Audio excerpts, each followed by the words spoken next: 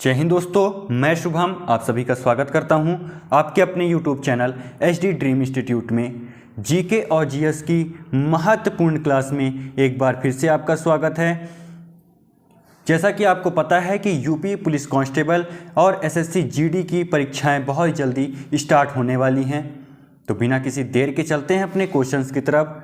तो question number first हमसे क्या कहता है कि तिरुपति मंदिर किस राज्य में स्थित है। ये क्लास आपके यूपी पुलिस कांस्टेबल और एसएससी जीडी के लिए बहुत ज़्यादा उपयोगी रहने वाली है, तो क्लास को पूरा देखिएगा।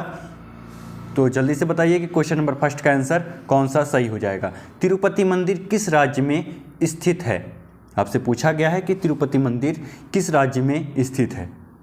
इसका जो राइट आंसर हो जाएगा दोस्तों वो हो जाएगा आंध्र प्रदेश। आंध्र प्रदेश।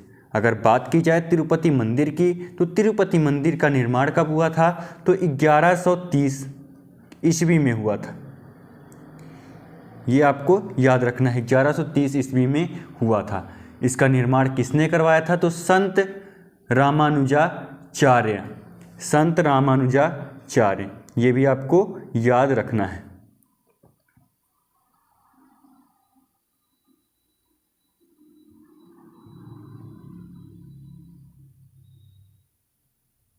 संत रामानुजाचार्य ने इसका निर्माण करवाया था तिरुपति मंदिर का। चलते हैं नेक्स्ट क्वेश्चन की तरफ। नेक्स्ट क्वेश्चन नंबर सेकंड हमसे क्या कहता है कि निम्नलिखित में से कौन सा एक भौतिक परिवर्तन है। आपको बताना है कि इसमें से चार ऑप्शन आपको दिए गए हैं, तो चारों में से कौन सा भौतिक परिवर्तन है। रसायन परिवर्तन नहीं है, भौतिक परिवर्तन है। तो जल्दी से बताइएगा कौन सा आंसर सही हो जाएगा। तो दूध से दही बनना, ये तो रासायनिक परिवर्तन हो जाएगा, ठीक है। इसके बाद पानी का बर्फ में परिवर्तन, ये जो पानी का बर्फ में परिवर्तन है वो हो जाएगा आपका भौतिक परिवर्तन। ये आपको याद रखना है। चलते हैं नेक्स्ट क्वेश्चन की तरफ। तो ऑप्शन नंबर बी आपका एकदम से सही जवाब हो जाएगा। तो नेक्स्ट क्वेश्चन की अगर बात कर ली जाए, नेक्स्ट क्वेश्चन नंबर थर्ड हमसे क्या कहता है कि निम्नलिखित में से किसी एक महाद्वीप में उसके संपूर्ण क्षेत्रफल में मैदानी भाग का प्रतिशत सर्वाधिक है। किस महाद्वीप में सबसे ज़्यादा मैदानी भाग हैं, ये आपको बताना है। तो जल्दी से बताइए कि किसका आंसर कौन सा सही हो जाएगा। इसका जो राइट आंसर हो जाएगा दोस्तों वो हो जाएगा यूरोप महाद्वीप। अगर बात कर ली जाए एशिया महाद्वीप की, तो एशिया महाद्वीप जो है तो विश्व का सबसे बड़ा महाद्वीप है। विश्व का सबसे बड़ा महाद्वीप कौन सा है, तो एशिया महाद्वीप है। और उसके साथ ही ये विश्व का लगभग 30% हिस्सा है। कितना है, 30% हिस्सा है एशिया महाद्वीप। और इसमें आबादी की अगर बात कर ली जाए तो विश्व की आबादी का 60% आबादी यहीं रहती है। कहाँ रहती है, एशिया में। चलते हैं नेक्स्ट क्वेश्चन की तरफ। Next question number fourth. संसार में रेलों के सबसे बड़े जाल वाला देश है। संसार में रेलों के सबसे बड़े जाल वाला देश कौन सा है, जल्दी से बताइएगा। तो इसका जो राइट आंसर हो जाएगा दोस्तों वो हो जाएगा यूएसए। अगर बात कर ली जाए कितने किलोमीटर में ये जाल फैला हुआ है, तो 2.5 लाख, कितने में, 2.5 लाख किलोमीटर में, 2,50,000 किलोमीटर में ये जाल जो है रेलवे की वो फैली हुई है। अगर भारत में बात कर ली जाए तो 65,000, कितने हज़ार, 65,000। ये भी आपको अच्छे तरीके से याद रखना है, किलोमीटर। चलते हैं नेक्स्ट क्वेश्चन की तरफ। Next question number fifth. Question number fifth हमसे क्या कहता है कि मैक संख्या निम्न में से किससे संबंधित है। मैक संख्या है उसका संबंध किससे है, हवाई जहाज से है या मोटर रेसिंग से है या कंप्यूटर से है, या इनमें से कोई नहीं। तो जल्दी से बताइएगा किसका आंसर कौन सा सही हो जाएगा। जिसका जो राइट आंसर हो जाएगा दोस्तों वो हो जाएगा ऑप्शन नंबर ए, हवाई जहाज। हवाई जहाज आपका एकदम से सही जवाब हो जाएगा। क्वेश्चन नंबर 6 में कुछ टाइपिंग एरर है, इसलिए इसको छोड़ देंगे। चलते हैं नेक्स्ट क्वेश्चन की तरफ। तो नेक्स्ट क्वेश्चन नंबर 7 कि भारत रत्न पुरस्कार प्राप्त करने वाली पहली महिला, भारत रत्न पुरस्कार प्राप्त करने वाली पहली महिला कौन है? तो जल्दी से बताइएगा कि इसका आंसर कौन सा सही हो जाएगा। इसका जो राइट आंसर हो जाएगा दोस्तों वो हो जाएगा ऑप्शन नंबर ए, इंदिरा गांधी। इंदिरा गांधी को कब मिला था? 1971 मिला था। कब मिला था भारत रत्न पुरस्कार? तो 1971 में। अगर पुरुषों की बात की जाए तो पुरुषों में सर्वपल्ली राधाकृष्णन जी को मिला था। कब मिला था? 1954 में। कब मिला था? 1954 में मिला था। चलते हैं नेक्स्ट क्वेश्चन की तरफ। तो next question number 8। Question number 8 क्या कहता है हमसे कि महाबालेश्वर अवस्थित है। महाबालेश्वर कहाँ स्थित है, आपसे क्वेश्चन में पूछा गया है। तो जल्दी से बताइएगा कि इसका आंसर कौन सा सही हो जाएगा। क्या लगता है कि महाराष्ट्र सही होगा या मध्य प्रदेश, गुजरात, उत्तर प्रदेश, इन चारों में से कौन सा सही है? जल्दी से बताइए। इसका जो राइट आंसर हो जाएगा दोस्तों वो हो जाएगा महाराष्ट्र। महाराष्ट्र एकदम से आपका सही जवाब हो जाएगा। ये जो महाबालेश्वर है ये क्यों फेमस है? अगर इसकी बात की जाए तो यहाँ पे कृष्णा नदी बहती है। कौन सी नदी है? कृष्णा नदी।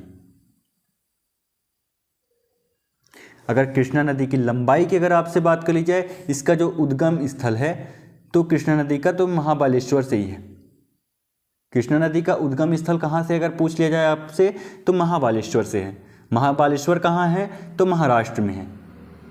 और महाराष्ट्र कहाँ है ये तो आपको पता ही होगा। महाराष्ट्र में ही है। महाराष्ट्र भारत में है। ठीक है। तो कृष्णा नदी की लंबाई की अगर बात कर ली जाए आपसे तो 1400 किलोमीटर। कितने किलोमीटर? 1400 किलोमीटर। अगर आपसे पूछा जाए कि महाबालेश्वर कहाँ स्थित है तो महाराष्ट्र में स्थित है। महाबालेश्वर क्यों फेमस है? तो कृष्णा नदी का उद्गम स्थल है महाराष्ट्र में महाबालेश्वर, ये आपको याद रखना है। और कृष्णा नदी की अगर लंबाई पूछ ली जाए आपसे तो 1400 किलोमीटर है। इतना तो आप बता ही लोगे। चलते हैं नेक्स्ट क्वेश्चन की तरफ। तो नेक्स्ट क्वेश्चन, मेगास्थनीज किसके दरबार में था? मेगास्थनीज, इसकी पुस्तक है इंडिका। ये तो याद ही होगा ना आपको, क्योंकि कई बार ये मैं क्वेश्चन करवा चुका हूँ। तो मेगास्थनीज किसके दरबार में था? तो भैया ये चंद्रगुप्त मौर्य के दरबार में था। किसके दरबार में था? तो चंद्रगुप्त मौर्य के दरबार में था ये। ठीक है, ये आपको अच्छे तरीके से याद रखना है जो आपके ऑप्शन नंबर सी में दिया गया है। चलते हैं नेक्स्ट क्वेश्चन की तरफ। तो नेक्स्ट क्वेश्चन नंबर 10, निम्नलिखित में से कौन सा मध्य प्रदेश का एक विरासत स्थल है? महत्वपूर्ण क्वेश्चन है ये आपके एमपी पुलिस कांस्टेबल, एमपी के किसी भी एग्जाम में, और हो सकता है कि एसएससी जीडी में इस टाइप के क्वेश्चन पूछ लिए जाएं। इसलिए सारे ही क्वेश्चन आपके लिए इंपॉर्टेंट हो जाते हैं। तो सारे ही क्वेश्चन को अच्छे तरीके से लगाइएगा। 20 क्वेश्चन है आपके पास। आज मैं 20 क्वेश्चन लेके आया हूं। आपको बताना है कि 20 में से आपने कितने सही किए हैं। अगर आपने 15 क्वेश्चन भी सही कर दिए हैं तो इसका मतलब आपका जीके में अच्छी पकड़ है। जीके में अच्छी पकड़ है। अगर आपने 15 से 16 क्वेश्चन या 17 क्वेश्चन कर दिए हैं तो आपकी जीके में अच्छी पकड़ है। अगर 10 ही क्वेश्चन में आप सिमट गए हैं तो इसका मतलब जीके को और अच्छे तरीके से आपको पढ़ने की ज़रूरत है। ठीक है, तो जल्दी से बताइएगा कि निम्नलिखित में से कौन सा मध्य प्रदेश का एक विरासत स्थल है? तो भीमबेटका है। कौन सा है? भीमबेटका। अगर बात कर ली जाए कि भीमबेटका है कहाँ पे, भीमबेटका है कहाँ पे अगर बात कर ली जाए तो भीमबेटका रायसेन जिले में है। कहाँ है? रायसेन जिले में। ठीक है, और इसके बाद अगर बात कर ली जाए भीमबेटका गुफा फेमस किस लिए है? तो आदि मानव द्वारा बनाए गए शैल चित्र हैं। यहाँ पे क्या है? शैल चित्र हैं। किसके द्वारा बनाए गए थे? तो आदि मानव द्वारा बनाए गए थे। जो शैल चित्र वो भीमबेटका में स्थित है। क्वेश्चन नंबर 11 हमसे क्या कहता है कि शिवाजी के जीवन की प्रारंभिक कार्यस्थली कहाँ थी? शिवाजी के जीवन की प्रारंभिक कार्यस्थली कहाँ थी? इसका जो राइट आंसर हो जाएगा दोस्तों वो हो जाएगा ऑप्शन नंबर बी, मावल प्रदेश।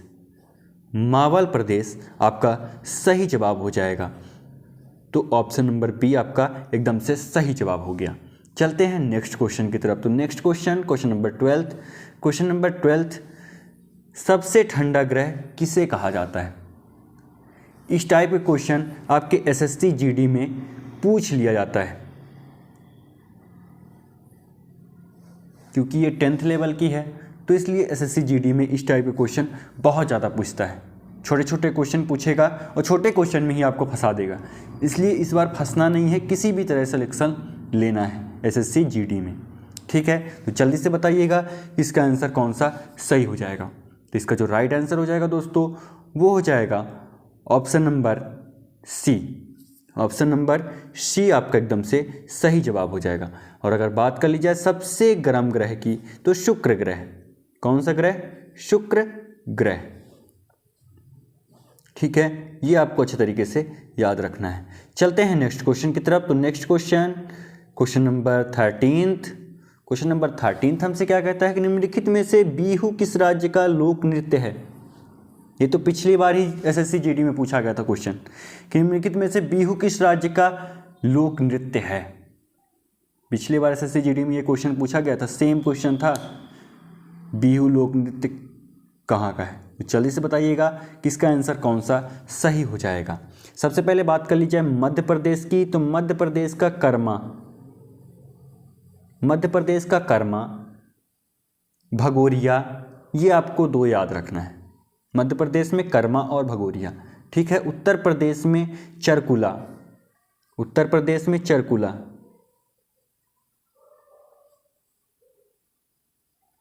और उसके साथ ही याद रखना है कत्थक। और क्या याद रखना है? बस इतना ही याद रखो, चरकुला, कत्थक, क्योंकि ये मेन है। बाकी तो बहुत सारे हैं लेकिन ये मेन है, चरकुला और कत्थक। अगर आंसर की बात कर ली जाए तो असम। असम आपका ऑप्शन नंबर डी में है, एकदम से राइट आंसर हो जाएगा। चलते हैं नेक्स्ट क्वेश्चन की तरफ। तो next question number 14। Question number 14 हमसे क्या कहता है, पोंग किस राज्य का लोक नृत्य है। पोंग किस राज्य का लोक नृत्य है। जल्दी से बताइएगा कि इसका आंसर कौन सा सही हो जाएगा। सबसे पहले बात की जाए इसके आंसर की, तो इसका आंसर आपका option number B, Arunachal Pradesh सही हो जाएगा। अरुणाचल प्रदेश। पोंग तो आपका ठीक ही ठीक है। इसके बाद चालो, वाचो,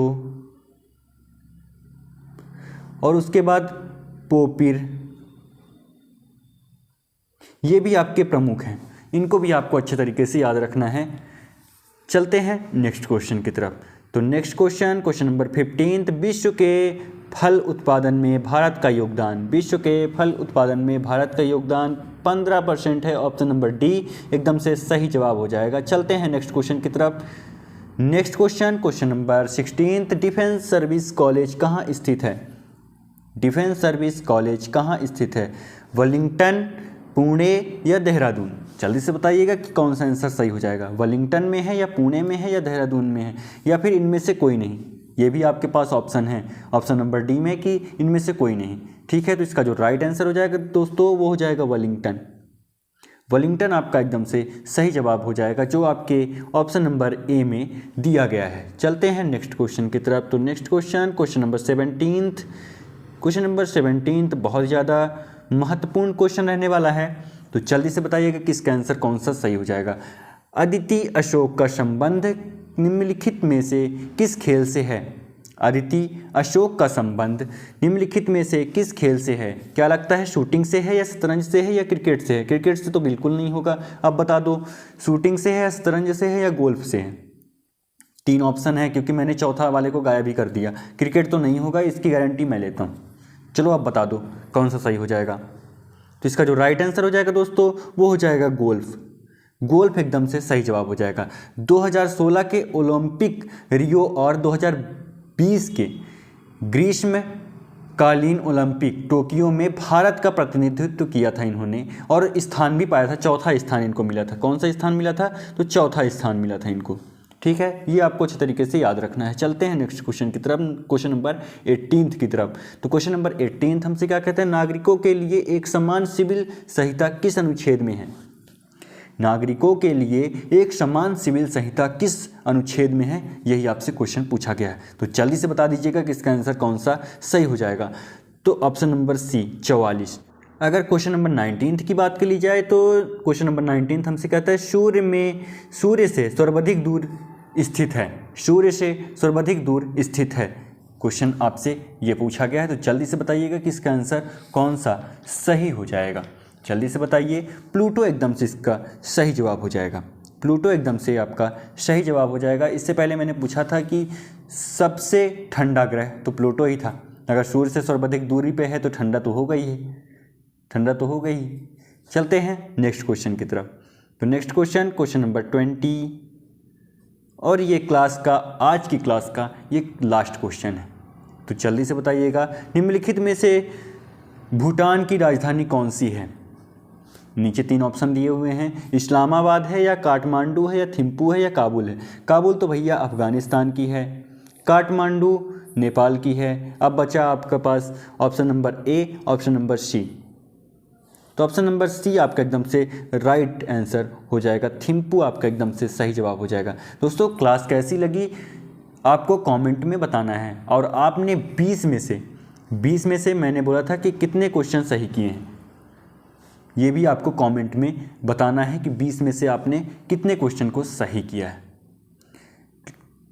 मिलते हैं नेक्स्ट क्लास में, तब तक के लिए जय हिंद जय भारत।